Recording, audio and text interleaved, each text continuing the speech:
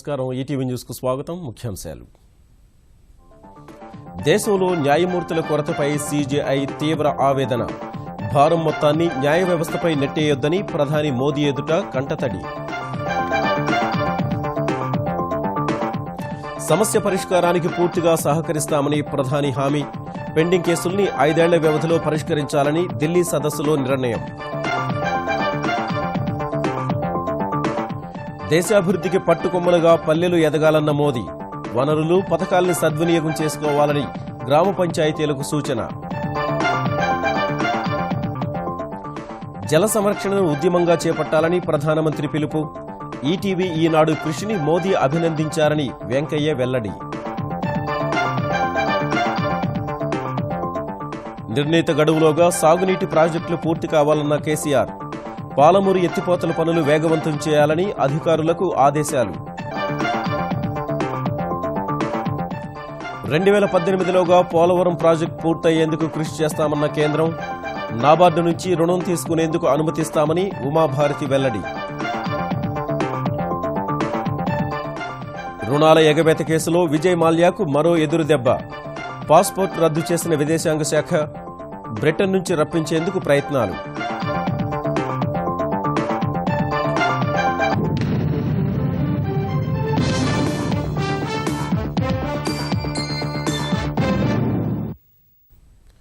ఉన్నత న్యాయస్థానాల్లో న్యాయమూర్తుల కొరతపై ఆవేదన వ్యక్తం చేస్తూ భారత ప్రధాన న్యాయమూర్తి జస్టిస్ టీఎస్ ఠాకూర్ తీవ్ర ఉద్వేగానికి లోనయ్యారు భారం మొత్తాన్ని న్యాయ వ్యవస్థపైకి నెట్టేయొద్దని ఢిల్లీలో జరిగిన రాష్ట్రాల ప్రధాన న్యాయమూర్తులు ముఖ్యమంత్రుల సదస్సులో కంటతడి పెట్టుకుని మరీ ప్రధాని మోదీకి వివరించారు దేశ అభివృద్ధిని దృష్టిలో పెట్టుకుని సమస్య పరిష్కరించాలని ప్రధానిని వేడుకుంటున్నారని వ్యాఖ్యానించారు న్యాయ వ్యవస్థపై సామాన్యుడి విశ్వాసాన్ని దృఢంగా ఉంచడం అందరి బాధ్యతని గుర్తు చేసిన ప్రధాని మోదీ న్యాయమూర్తుల కొరత సమస్య పరిష్కారానికి సహకరిస్తామని హామీ ఇచ్చారు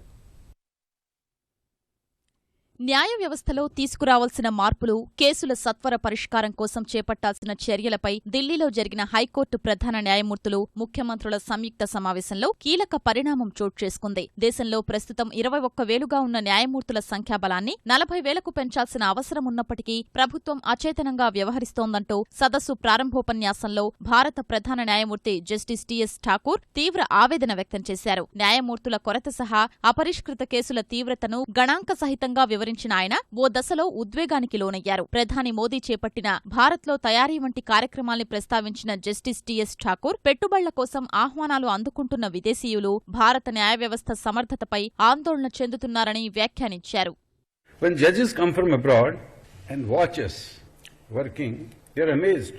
They can't understand how can judges work under such stressful conditions. And yet, people have faith because we are doing our best. Speeches have been made in the past, debates in the parliament and all. But I think nothing really appears to be moving. The central government says, yes, we commit ourselves, but it is the state government's responsibility. The state governments say, no, let the central government provide funds to us. While this tug of war goes on, the judge strength remains where it is. There is a limit to a judge's performance, that is capacity to perform. What cannot be done by 2,000 or 20,000 judges in 5 years, if you want us to dispose of the total number of cases in 2 years, it is impossible. The only remedy is to add to the number of courts, to sanction courts, to raise the judge population ratio to at least 50 judges per million, as was recommended way back in 1987. న్యాయశాఖ అందించిన schedule ప్రకారం ప్రధాన న్యాయమూర్తులు ముఖ్యమంత్రులు సదస్సు ప్రారంభోత్సవంలో ప్రధాని మాట్లాడబోరని అందరూ భావించినప్పటికీ justice Thakur చేసిన కీలక వ్యాఖ్యలపై మోదీ జోక్యం చేసుకున్నారు और उनकी पीड़ा भी मैं समझ सकता हूं कि अगर 87 में जो बातें हुई आज 2016 में भी वो 87 से अब तक जरूर कुछ कारण रहे होंगे या जरूर कुछ मजबूरियां रही होगी लेकिन जब जगे तब सुबह आगे हम कुछ अच्छा करें पीछे का जो भी बोझ है उस बोझ को कम करते हुए हम आगे कैसे बढ़ें और मैं तो चाहूंगा अगर ठाकुर साहब को सुविधा हो शायद कोई संवैधानिक सीमाएं न कठिनाइयां पैदा करती हो तो कभी सरकार में से 2-4 प्रमुख लोग और आपकी टीम के भी सभी लोग बैठ करके कमरे में इन समस्याओं के समाधान के कंधे से कंधा मिला करके कैसे रास्ते निकाले जाए आपने जो बातें बताई वो बड़ी महत्वपूर्ण है। महत्वपूर्ण बातों का रास्ता भी तो खोजना होगा। मैं सुन करके चला जाऊंगा, ये ऐसा मैं इंसान नहीं हूँ। కాలం చెల్లిన చట్టాల్ని రద్దు చేసి వాటి వల్ల ఏర్పడే సంక్లిష్టతల్ని తొలగించడం ద్వారా న్యాయ వ్యవస్థపై భారం తగ్గించేందుకు కేంద్ర ప్రభుత్వం కృషి చేస్తోందని ప్రధాని గుర్తు చేశారు. పెండింగ్ కేసులో సత్వర పరిష్కారానికి పలు కీలక నిర్ణయాలు తీసుకున్నట్లు సదస్సులో పాల్గొన్న ముఖ్యమంత్రి చంద్రబాబు వెల్లడించారు. ప్రభుత్వాల పరంగా ఉన్నత న్యాయస్థానాలకు పూర్తిగా సహకరిస్తామని హామీ ఇచ్చామన్న ఆయన దశలవారీగా న్యాయమూర్తుల నియామకానికి చర్యలు చేపడతామని చెప్పినట్లు వివరించారు. 5 ఏళ్ల వ్యవధిలో అపరిష్కృత కేసుల పరిష్కారం దిశగా అడుగులు వేస్తామని ప్రధాన న్యాయమూర్తి హామీ ఇచ్చినట్లు చంద్రబాబు తెలిపారు. మొత్తం సబార్డినేట్ జ్యుడిషియరీలో ఏవైతే ఖాళీలు ఉండేటన్ని కూడా ఎవ్రీ ఇయర్ 10% చేసి కేసులన్నీ కూడా కంట్రోల్ అయ్యే విధంగా సత్వరమైన పరిష్కారం అయ్యే విధంగా ఒక నిర్ణయం తీసుకున్నారు. అదే మరి ఎక్కడిక్కడ కంప్యూటరైజేషన్ కూడా స్పీడప్ చేయాలని ఒక నిర్ణయం అయింది. కోర్ట్ ఇన్ఫ్రాస్ట్రక్చర్ కూడా ఇంకా ఎక్కువ పెద్ద ఎత్తున బిల్డప్ చేయాలని కూడా చేయడం జరిగింది. ఒక టైం బౌండ్ ప్రోగ్రామ్ పెట్టుకుని 5 years అని ప్రతి ఒక్క కేసు కూడా పూర్తి చేసే విధంగా అదొక నిర్ణయం చేశారు. అంటే పూర్తిగా వారు ఏదైతే ప్రపోజల్స్ పెట్టారో అందరం కూడా సహకరిస్తారు. పల్లెల అభివృద్ధిలో క్రియాశీల పాత్ర పోషించాలని గ్రామ పంచాయతీలకు ప్రధాని నరేంద్ర మోదీ పిలుపునిచ్చారు. అందుబాటులోని అపార వనరులు, ప్రభుత్వ పథకాలను సద్వినియోగం చేసుకోవడం ద్వారా సర్పంచ్లు ప్రగతి బాటలో సాగాలని పంచాయతీరాజ్ దినోత్సవం సందర్భంగా జార్ఖండ్లో నిర్వహించిన కార్యక్రమంలో సూచించారు. క్షేత్రస్థాయిలో ప్రజాస్వామ్యం బలోపేతం కోసం గ్రామ సభలకు అధిక ప్రాధాన్యం ఇవ్వాల్సిన అవసరాన్ని ప్రధాని గుర్తు చేశారు. గ్రామాల అభివృద్ధితోనే దేశాభివృద్ధి సాధ్యమనే నినాదంతో దేశవ్యాప్తంగా 10 రోజుల పాటు విస్తృత ప్రచారం చేపట్టిన కేంద్ర ప్రభుత్వం పంచాయతీరాజ్ దినోత్సవం నాడు ముగింపు కార్యక్రమాన్ని ఘనంగా నిర్వహించింది. జార్ఖండ్లోని జంషెద్పూర్లో ఏర్పాటు చేసిన బహిరంగ సభకు హాజరైన ప్రధాని మోదీ పట్టణ, గ్రామీణ ప్రాంతాల మధ్య అంతరాల్ని తగ్గించాల్సిన అవసరాన్ని ప్రముఖంగా ప్రస్తావించారు. గ్రామాభివృద్ధి కోసం కేంద్ర ప్రభుత్వం, పంచాయతీరాజ్ వ్యవస్థ కలిసి ముందుకు సాగడం ఎంతో కీలకమని పేర్కొన్నారు.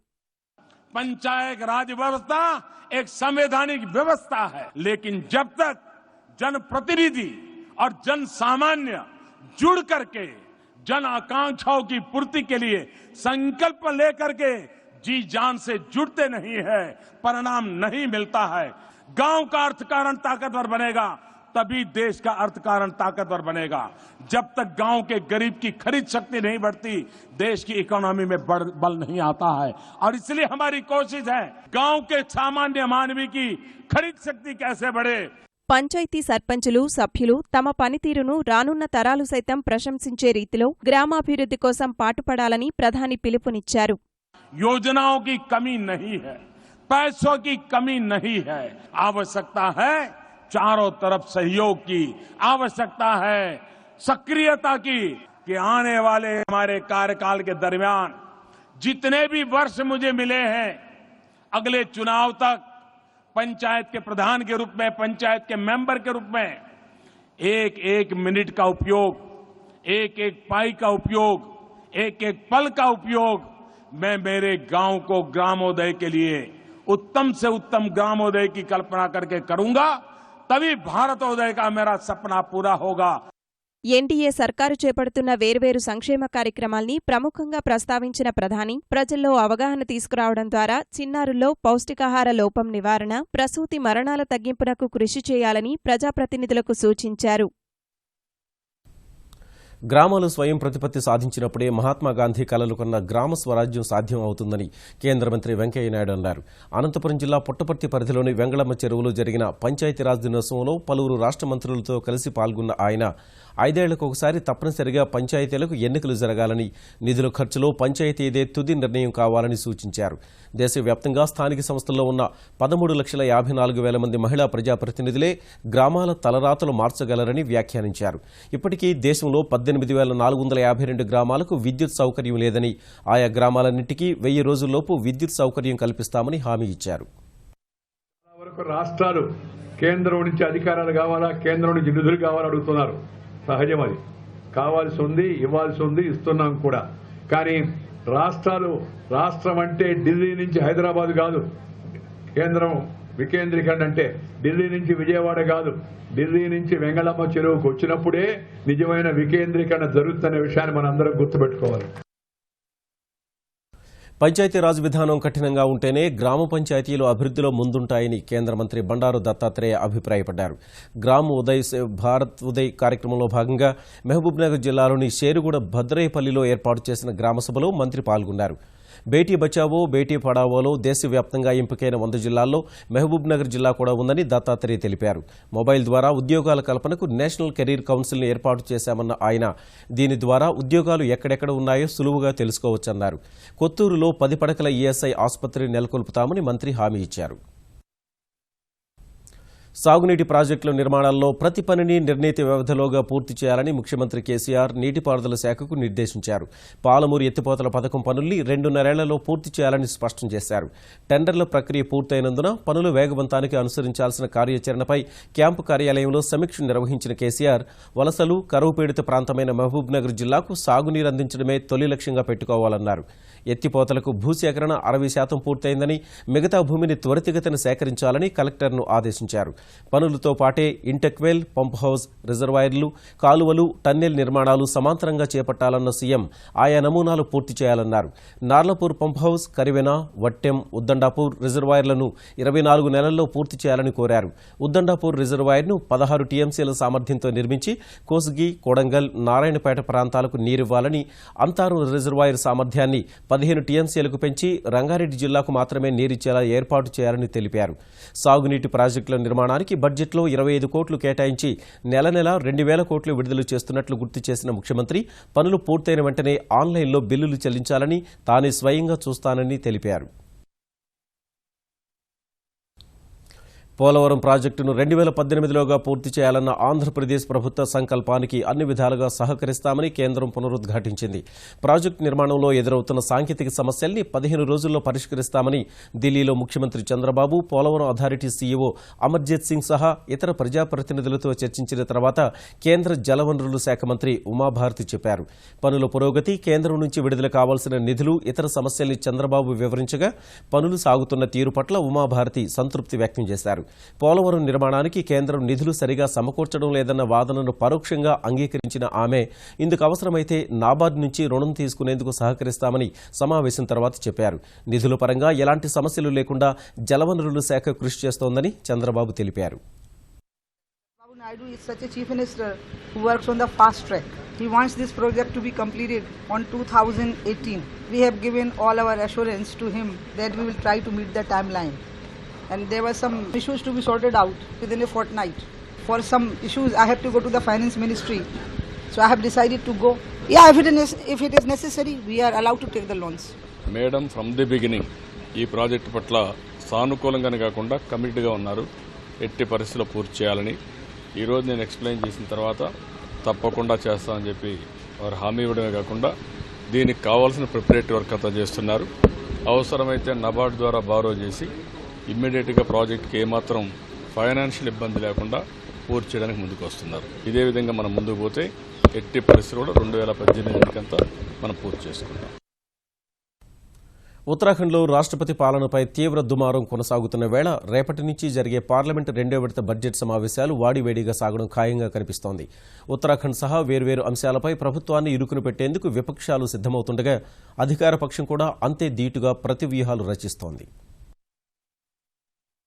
సోమవారం ప్రారంభమయ్యే పార్లమెంటు సమావేశాల కోసం కేంద్రం భారీ అజెండాతో సిద్ధమైంది. లోక్సభలో 13, రాజ్యసభలో 11 బిల్లుల్ని ఆమోదింపచేసుకోవాలని ప్రభుత్వం భావిస్తుండగా అధికార పక్షాన్ని ఇరుకున పెట్టేందుకు విపక్షాలు వ్యూహాలు రచిస్తున్నాయి. ఉత్తరాఖండ్లో రాష్ట్రపతి పాలన విధింపును ప్రధాన అస్త్రంగా మలుచుకున్న కాంగ్రెస్, వామపక్షాలు, జేడీయూ సహా ఇతర విపక్షాలు ఆ వ్యవహారంపై చర్చకు పట్టుబడుతున్నాయి. సోమవారం లోక్సభ ప్రశ్నోత్తరాల సమయాన్ని రద్దు చేసి ఉత్తరాఖండ్ వ్యవహారంపై చర్చించాలని ఆయా పార్టీలు నోటీసులిచ్చాయి. ఉత్తరాఖండ్ వివాదం చర్చ కోరుతూ రాజ్యసభలోనూ పలువురు సభ్యులు నోటీసులిచ్చారు. ఈ వ్యవహారంలో విపక్షాల విమర్శల్ని ధీటుగా తిప్పికొట్టాలని నిర్ణయించిన అధికార పక్షం కేంద్రంలో Congress, Janata party, United front అధికారంలో ఉన్నప్పుడు రాష్ట్రపతి పాలన విధించిన ఉదంతాన్ని గుర్తు చేస్తూ ఎదురుదాడి వ్యూహాలు సిద్ధం చేసింది. బడ్జెట్ సమావేశాల 2వ దశను సజావుగా నిర్వహించేందుకు సహకరించాలంటూ లోక్సభ స్పీకర్ సుమిత్రా మహాజన్ ఏర్పాటు చేసిన అఖిలపక్ష భేటీ కూడా ఉత్తరాఖండ్ వ్యవహారం చుట్టూ తిరిగింది. ఆ అంశంపై చర్చ చేపట్టాల్సిందేనని కాంగ్రెస్, ఆర్జేడీ సభ్యులు డిమాండ్ చేశారు. Irrespective of political parties draft पे भी चर्चा करने की ये जो मुद्दा कमेटी के सामने रखा गया और तीसरी चीज जो ड्रिंकिंग वाटर का प्रॉब्लम है वो भी एक बहुत बड़ा मुद्दा है, उसके बारे में भी उन्होंने कहा। ये सारी चीजें हमने तो उनके सामने रखे हैं, तो अब उसमें किन किन चीजों के लिए वो अपना परमिशन देंगे वो उनको देखना पड़ेगा। ఉత్తరాఖండ్ వ్యవహారంపై ఈ నెల 27లోగా సభలో చర్చ జరగకపోవచ్చని లోక్సభ స్పీకర్ సుమిత్రా మహాజన్ సంకేతాలిచ్చారు. और आज सबने इतना जरूर कहा है कि हाँ हम चर्चा चाहते हैं और इसलिए सबने सहयोग की बात भी कही है। हम सब अपेक्षा करते हैं कि आने वाला हमारा लोकसभा का सेशन ठीक तरीके से चलेगा। उत्तराखंड का जो विषय है पूरा कोर्ट में है, उस पर चर्चा हो पाएगी। इसलिए मैंने कहा अभी तो कोर्ट ने 27 तारीख लगाई है, तो उसको देखेंगे कि 27 तक तो आई डोंट थिंक कि जब तक सुप्रीम कोर्ट में इसका ये मामला है। ఇటీవల అరుణాచల్ ప్రదేశ్లో తలెత్తిన రాజకీయ సంక్షోభం, పఠాన్కోట్ ఉగ్రదాడి, ఇష్రత్ జహాన్ వ్యవహారంపైన ఉభయ సభల్లో తీవ్ర దుమారం రేగే అవకాశముంది. జల సంరక్షణ చర్యల్ని ప్రజా ఉద్యమంలా చేపట్టాలని ప్రధాని నరేంద్ర మోదీ పిలుపునిచ్చారు. ఈ ఏడాది సాధారణం కంటే అధిక వర్షపాతం నమోదవుతుందన్న వాతావరణ శాఖ అంచనాల్ని అవకాశంగా మలుచుకొని ప్రతి వాననీటి బొట్టును ఒడిసిపట్టాలని మనసులో మాట కార్యక్రమం ద్వారా సూచించారు. దేశంలోని అనేక ప్రాంతాల్లో తీవ్ర దుర్భిక్ష పరిస్థితులు నెలకొన్న వేళ నీటి పొదుపు ఆవశ్యకతను ప్రధాని నరేంద్ర మోదీ మరోసారి వివరించారు. ప్రతి నెల ఆకాశవాణిలో మనసులో మాట కార్యక్రమం ద్వారా ఒక్కో అంశంపై మాట్లాడే ప్రధాని ఈసారి జల సంరక్షణ అవసరాన్ని గట్టిగా ప్రస్తావించారు. రైతులు తక్కువ నీటితో పండే పంటల్ని వెయ్యాలని సూచించిన ప్రధాని ఆ దిశగా విజయం సాధించిన కొన్ని ప్రాంతాల కర్షకుల్ని అభినందించారు. వ్యవసాయం కోసం నీటి సంరక్షణకు అన్ని గ్రామాల్లోనూ పెద్ద ఎత్తున పంట కుంటలు తవ్వించుకోవాల్సిన అవసరాన్ని గుర్తు చేసిన మోదీ ప్రజలంతా తమ ఇళ్లల్లో ఇంకుడు గుంతలు తవ్వించుకోవాలని కోరారు. మహాత్మాగాంధీ జన్మించిన పోర్బందర్లో 200 ఏళ్ల క్రితమే ఇంకుడు గుంతలు తవ్వించారని గుర్తు చేశారు. నీటి పొదుపు కోసం గ్రామ గ్రామాన సామూహిక ప్రయత్నాలు జరిగినప్పుడే నీటి ఎద్దడి సమస్య నుంచి బయటపడగలమని వివరించారు. जितना पानी हो सकता है रोकना चाहिए। वर्षा का पानी, गांव का पानी गांव में रहेगा। ये अगर हम संकल्प करके कुछ न कुछ करें, और ये सामूहिक प्रयत्नों से संभव है, तो आज भले पानी का संकट है, सूखे की स्थिति है, लेकिन आने वाला महीना 1.5 महीने का हमारे पास समय है। గంగా, యమునా నదుల ప్రక్షాళనకు కేంద్రం చేపడుతున్న చర్యల్ని వివరించిన ప్రధాని భవిష్యత్లో సత్ఫలితాలొస్తాయని విశ్వాసం వ్యక్తం చేశారు. ఇదే సమయంలో సంపన్నులు వంట గ్యాస్ రాయితీ వదులుకోవాలన్న తన పిలుపునకు 1 కోటి మందికి పైగా స్పందించడం గర్వంగా ఉందన్న ప్రధాని వారందరికీ అభినందనలు తెలిపారు. విద్యా వ్యవస్థలో ప్రస్తుతం హాజరు శాతం పెంచడానికి మాత్రమే ప్రాధాన్యమిస్తుండగా ఇకపై నాణ్యమైన విద్యను అందించడం సహా నైపుణ్యాభివృద్ధిపై మరింత శ్రద్ధ వహించాలని పేర్కొన్నారు. సామాజిక చైతన్యం రగిలించడంలో ఈనాడు, ఈటీవీ సంస్థలు ఎప్పుడూ ముందుంటాయని కేంద్ర మంత్రి వెంకయ్యనాయుడు అన్నారు. అనంతపురం జిల్లా పుట్టపర్తిలో ఈనాడు, ఈటీవీ ఆధ్వర్యంలో ఇంకుడు గుంత తవ్వే కార్యక్రమంలో పాల్గొన్న ఆయన ప్రస్తుతం తెలుగు రాష్ట్రాల్లో ఇంకుడు గుంతల తవ్వకం కార్యక్రమం ఉద్యమంలో సాగుతోందని చెప్పారు. ఈ యజ్ఞంలో ఈనాడు సంస్థలది ముఖ్య పాత్ర అని చెప్పారు. ప్రధాని నరేంద్ర మోదీ కూడా ఈనాడు సేవల్ని కొనియాడారని వెంకయ్యనాయుడు వెల్లడించారు. ఈనాడు, ఈటీవీ శ్రీ రామోజీరావు సామాజిక చైతన్యం కలిగించడానికి, ప్రజల్లో ఆలోచన రేకెత్తింపజేయడం కోసం అనేక ఉద్యమాలకు ఆయన నాంది పలికాడు, వాటిని ప్రోత్సహిస్తున్నాడు. ప్రధానమంత్రి పిలుపుచ్చినట్టు స్వచ్ఛ భారతాన్ని అనే ఒక ప్రజా ఉద్యమంగా మలిచే దాంట్లో ఈనాడు పాత్ర చాలా అనిర్వచనమైనది. ప్రధానమంత్రి గారు కూడా ఈ మధ్య నేను చూపించాను ఈనాడు చేపట్టే కార్యక్రమాన్ని. ఆయన చాలా సంతోషించాడు. రామోజీరావు నిజమైన మార్గదర్శి అని చెప్పి ఆయన ప్రశంసించాడు. వృథా నీటిని పొదుపు చేసి కరువును తరిమికొట్టే లక్ష్యంతో ఈటీవీ ఈనాడు చేపట్టిన ఇంకుడు గుంతల మహోద్యమం తెలుగు రాష్ట్రాల్లో ఉవ్వెత్తున సాగుతోంది.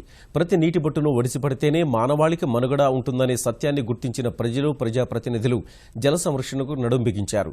నగరాలు, పట్టణాలు, పల్లెల్లోనూ ఇంకుడు గుంతల్ని ఏర్పాటు చేసుకుని పలువురికి స్ఫూర్తిగా నిలుస్తున్నారు.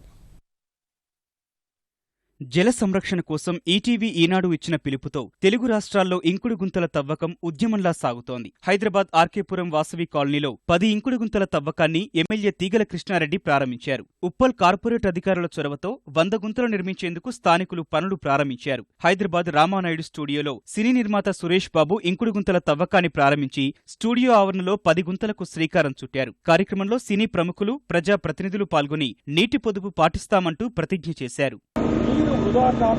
నీరు వృధా కాకుండా సభ్యులు స్నేహితులు వారిలో చైతన్యం తెస్తానని ప్రతిజ్ఞ చేస్తున్నాను. ఇంకుడు గుంతలంటే ఏం లేదండి, వెళ్ళిపోతున్న నీరును ఆపుకుని మన ఇంట్లో పెట్టుకోవటమే. ఏమండి, పోతున్న దాన్ని దుబారాగా వదిలేస్తే తర్వాత నీకు మంచినీళ్లు దొరకలేదు అనంటే, మన తర్వాత బిడ్డలకి మనకు మంచినీళ్లు దొరకలేదు అనంటే ఆ బాధపడవలసింది మనమే.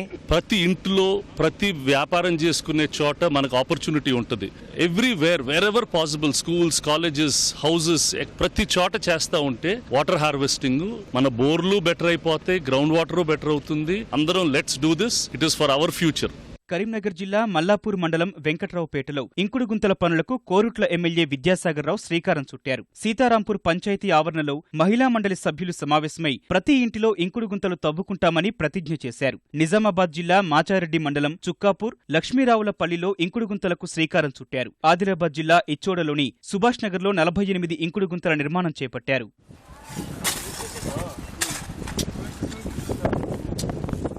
ఆంధ్రప్రదేశ్లోనూ ఇంకుడు గుంతల నిర్మాణానికి ప్రజలు స్వచ్ఛందంగా ముందుకొస్తున్నారు. విశాఖ జీవీఎంసీ కార్యాలయంలో కమిషనర్ ప్రవీణ్ కుమార్ ఇంకుడు గుంతల కార్యక్రమాన్ని ప్రారంభించి ఆస్పత్రులు, పాఠశాలలు సహా అన్ని ప్రభుత్వ కార్యాలయాల్లో మే నెలాఖరు నాటికి 2000 ఇంకుడు గుంతలు ఏర్పాటు చేస్తామన్నారు. కృష్ణా జిల్లా తిరువూరు మండలం లక్ష్మీపురం ప్రాథమిక వ్యవసాయ సహకార సంఘం పాలకవర్గ సభ్యులు ప్రతి ఇంట్లో ఇంకుడు గుంత తవ్వకం చేపట్టారు. రాజమహేంద్రవరం కేంద్ర కారాగారంలో ఇంకుడు గుంతల నిర్మాణం ప్రారంభమైంది. ఎంపీ మురళీమోహన్ సహా ప్రజాప్రతినిధులు, అధికారులు పాల్గొని పలుగు, పారా చేతపట్టి గుంతలు తవ్వారు. తెలంగాణలో కరువు, వేసవి పరిస్థితులను ఎదుర్కోవడంపై ముఖ్యమంత్రి కేసీఆర్ దృష్టి సారించారు. రోజురోజుకు పెరుగుతున్న ఎండలు, నీటి ఎద్దడిపై చర్చించేందుకు ఈ నెల 29న కలెక్టర్లతో హైదరాబాద్లోని మర్రి చెన్నారెడ్డి మానవ వనరుల అభివృద్ధి కేంద్రంలో సమీక్షా సమావేశం ఏర్పాటు చేశారు. జిల్లాలో కరువు, పశుగ్రాసం కొరత, భూగర్భ జలాలు, నీటి ఎద్దడిపై చర్చించడం సహా నివారణ చర్యలపై సమాలోచనలు జరపనున్నారు. ఎండల్లో పనులు చేసే ఉపాధి కూలీల రక్షణకు చర్యలు, ఓఆర్ఎస్ ప్యాకెట్ల పంపిణీ తీరు, జిల్లా వైద్యాధికారులు తీసుకోవాల్సిన జాగ్రత్తలపై సమీక్షించనున్నారు. మరోవైపు పత్తి పంట తీవ్ర సంక్షోభంలో కూరుకునే పరిస్థితులు ఉన్నందున రైతుల్ని ప్రత్యామ్నాయం వైపు మళ్లించేందుకు తీసుకోవాల్సిన చర్యలపై సమీక్షా సమావేశంలో చర్చించనున్నారు. ఇందుకోసం సమీక్షలో కలెక్టర్లతో పాటు వ్యవసాయ శాఖ అధికారులు పాల్గొనాలని కేసీఆర్ ఆదేశించారు. కాంగ్రెస్ నేత రామిరెడ్డి వెంకటరెడ్డి మృతితో పాలేరు నియోజకవర్గానికి అనివార్యమైన ఉప ఎన్నిక పోటీ నుంచి తప్పుకుంటున్నట్లు తెలుగుదేశం ప్రకటించింది. చనిపోయిన ఎమ్మెల్యే కుటుంబ సభ్యుల్ని ఏకగ్రీవంగా ఎన్నుకోవాలన్న సంప్రదాయాన్ని తెలుగుదేశం గౌరవిస్తోందని పార్టీ తెలంగాణ అధ్యక్షుడు ఎల్ రమణ పేర్కొన్నారు. ఇతర పార్టీలు కూడా ఇదే విధానాన్ని పాటించాలని విజ్ఞప్తి చేశారు. అంతకుముందు శాసనసభాపక్ష కార్యాలయంలో తెదేపా నేతలు రమణ, రేవంత్ రెడ్డిలను కలిసిన తెలంగాణ పీసీసీ కార్యనిర్వాహక అధ్యక్షుడు భట్టి విక్రమార్క ఉప ఎన్నిక ఏకగ్రీవానికి సహకరించాలని కోరుతూ పీసీసీ అధ్యక్షుడు ఉత్తమ్ కుమార్ రెడ్డి తెలుగుదేశం అధినేత చంద్రబాబుకు రాసిన లేఖను అందించారు. అనంతరం పార్టీ నేతలతో చర్చించిన రమణ పోటీ చేయబోవడం లేదని ప్రకటించగా ఆ నిర్ణయాన్ని భట్టి విక్రమార్క స్వాగతించారు. మిగిలిన పార్టీలు కూడా మానవత్వంతో ఆలోచించి పోటీ నుంచి తప్పుకోవాలని కోరారు. పాలేరు ఉప ఎన్నికలో తెరాసను ఒంటరిగా ఎదుర్కొనే దమ్ములేకే ప్రతిపక్షాలన్నీ ఏకమవుతున్నాయని తెలంగాణ పంచాయతీరాజ్ శాఖ మంత్రి కేటీఆర్ విమర్శించారు. పార్టీ ఆవిర్భావ వేడుకలను విజయవంతం చేసే అంశంపై తెలంగాణ భవన్లో ఏర్పాటు చేసిన సమావేశానికి హాజరైన ఆయన ఈ నెల 27న జరిగే ప్లేనరీని విజయవంతం చేయాలని తెరాస నేతల్ని కోరారు. తెలంగాణ రాష్ట్ర సమితిని ఎదుర్కోవడానికి భిన్న ధృవాలైన పార్టీలు, కాంగ్రెస్ కు నిన్నటిదాకా బద్ద వ్యతిరేకులుగా ఉన్న పార్టీలు వాళ్ళందరూ కూడా ఒకటై మనం ఓడించే ప్రయత్నం ఒకటి చేయబోతా ఉన్నారు. కానీ ఖమ్మం జిల్లా ప్రజలు చాలా చైతన్యవంతులు. ఆ జిల్లా ప్రజలకు చాలా స్పష్టమైన అవగాహన ఉంది. ఖచ్చితంగా ప్రజలు ఈరోజు కేసీఆర్ గారి వైపు చూస్తూ ఉన్నారు. పాలేరు ఉప ఎన్నిక ముంగిట కాంగ్రెస్ కు గట్టి ఎదురుదెబ్బ తగిలింది. ఖమ్మం శాసనసభ్యుడు పువ్వాడ అజయ్ కుమార్ తెరాసలో చేరుతున్నట్లు ప్రకటించారు. కొంతకాలంగా కాంగ్రెస్ కార్యక్రమాలకు దూరంగా ఉంటున్న అజయ్ అనుచరులు, కార్యకర్తలతో ఖమ్మం క్యాంపు కార్యాలయంలో అత్యవసర సమావేశం ఏర్పాటు చేసి తన నిర్ణయాన్ని తెలిపారు. కొందరు వ్యతిరేకించగా తనతో రావాలనుకునే వాళ్లే రావాలని స్పష్టం చేశారు. కాంగ్రెస్లో అవమానాలు భరించలేకే రాజీనామా చేస్తున్నట్లు స్పష్టం చేశారు. కాంగ్రెస్ ఎమ్మెల్సీ ఫారూక్ హుస్సేన్ కూడా పార్టీ వేయనున్నట్లు తెలుస్తోంది. తెలుగు రాష్ట్రాల్లో అధిక ఉష్ణోగ్రతలు కొనసాగుతూనే ఉన్నాయి. తెలంగాణలో సగానికి పైగా ప్రాంతాల్లో ఉష్ణోగ్రతలు 44 డిగ్రీలు దాటుతుండగా ఎండవేడిమి, వడగాడ్పుల ధాటికి ప్రజలు హడలెత్తిపోతున్నారు. గడిచిన 24 గంటల్లో అత్యధికంగా నల్గొండ, నిజామాబాద్, భద్రాచలం, ఖమ్మంలో 45 డిగ్రీల ఉష్ణోగ్రత నమోదవగా ఆదిలాబాద్, రామగుండం, మహబూబ్ నగర్, మెదక్లో 44, హైదరాబాద్, హన్మకొండ 43, హకీంపేటలో 42 డిగ్రీల ఉష్ణోగ్రతలు నమోదయ్యాయి. వచ్చే 48 గంటల్లో అన్ని జిల్లాల్లో వడగాడ్పులు తీవ్రత ఉధృతంగా ఉండే అవకాశం ఉందని హెచ్చరించిన హైదరాబాద్ వాతావరణ కేంద్రం కేంద్రం ప్రజలు అప్రమత్తంగా ఉండాలని సూచించింది. కోస్తాంధ్ర, రాయలసీమలపై ఆవరించిన ఉష్ణగాలుల ద్రోణి ప్రభావంతో ఆంధ్రప్రదేశ్లోనూ 5 నుంచి 6 డిగ్రీల మేర అధిక ఉష్ణోగ్రతలు నమోదవుతున్నాయి. గడిచిన 24 గంటల్లో అత్యధికంగా జంగమహేశ్వరపురం, ఒంగోలు, నంద్యాల, తిరుపతిలో 45 డిగ్రీల ఉష్ణోగ్రత నమోదవగా కావలి, నందిగామ, కర్నూలు, నెల్లూరులో 44, బాపట్ల, విజయవాడ, అనంతపురం, కడపలో 43, మచిలీపట్నం 41, ఆరోగ్యవరం 40, కాకినాడ 39, తుని 38, విశాఖపట్నం 36 డిగ్రీల మేర ఉష్ణోగ్రతలు నమోదయ్యాయి. ఉత్తరప్రదేశ్ అలీగఢ్ విశ్వవిద్యాలయంలో విద్యార్థి బృందాల మధ్య ఘర్షణ, కాల్పులకు దారితీయడం సహా 2 మృతికి కారణమైంది. గత అర్ధరాత్రి కొందరు విద్యార్థులు వసతి గృహంలోని మరొక విద్యార్థిపై దాడి చేసి ఆ విద్యార్థి ఉంటున్న గదికి నిప్పు పెట్టారు. ఈ విషయంపై ప్రొక్టార్కు ఫిర్యాదు చేసేందుకు విద్యార్థి వెళ్లగా విషయం తెలుసుకుని అక్కడికి వచ్చిన విద్యార్థి బృందాలు ఘర్షణ పడ్డాయి. ఈ తరుణంలోనే కాల్పులు చోటు చేసుకుని విశ్వవిద్యాలయం నుంచి బహిష్కరణకు గురైన విద్యార్థి ఒకరు మృతి చెందాడు. తీవ్రంగా గాయపడిన మరో విద్యార్థి ఇవాళ ప్రాణాలు విడిచాడు. కాల్పుల అనంతరం కొందరు విద్యార్థులు ప్రొక్టార్ కార్యాలయం సహా ఒక జీపు, 15 పైగా మోటార్ సైకిళ్లను తగులుబెట్టారు. పరిస్థితిని చక్కదిద్దే ప్రయత్నం చేస్తున్న పోలీసులు విశ్వవిద్యాలయంలో సత్వర కార్యాచరణ బలగాల సాయంతో భద్రతను పటిష్టం చేశారు. విద్యార్థులు కాని వారిని బయటికి పంపిస్తున్నారు. బ్యాంకులకు 9,000 కోట్ల రూపాయల బకాయిలు ఎగవేసి విదేశాలకు పారిపోయిన వ్యాపారవేత్త విజయ్ మాల్యాకు మరో ఎదురుదెబ్బ తగిలింది. కేంద్ర ప్రభుత్వం ఆయన పాస్పోర్ట్ను రద్దు చేసింది. షోకాజ్ నోటీసుకు మాల్యా ఇచ్చిన వివరణ సహా మనీ లాండరింగ్ కేసులో ఎన్ఫోర్స్మెంట్ డైరెక్టరేట్ సంపాదించిన ఆధారాలతో ప్రత్యేక కోర్టు న్యాయమూర్తి నాన్ బెయిలబుల్ వారెంట్ జారీ చేయడాన్ని దృష్టిలో పెట్టుకుని ఈ నిర్ణయం తీసుకున్నట్లు విదేశీ వ్యవహారాల శాఖ వెల్లడించింది. మనీ లాండరింగ్ సహా పలు ఆర్థికపరమైన అవకతవకల ఆరోపణలు ఎదుర్కొంటున్నందున ఆయన్ను స్వదేశానికి రప్పించే అంశంపై న్యాయ నిపుణుల సలహా తీసుకుంటున్నట్లు విదేశాంగ శాఖ అధికార ప్రతినిధి వికాస్ స్వరూప్ వెల్లడించారు. ఈ ప్రక్రియ ప్రారంభం కాగానే మాల్యాను భారత్కు పంపించి వేయాలని బ్రిటన్ ప్రభుత్వాన్ని కోరనున్నట్లు విదేశాంగ శాఖ వర్గాలు తెలిపాయి. ఈటీవీ న్యూస్ సమాప్తం. నమస్కారం.